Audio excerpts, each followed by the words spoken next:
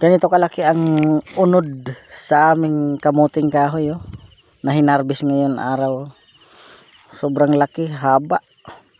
Isang linya lang yan hanggang doon. Isang sako ang nakuha.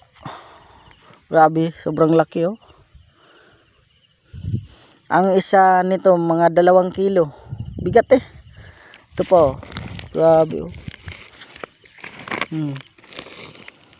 Ito sobrang laki, oh.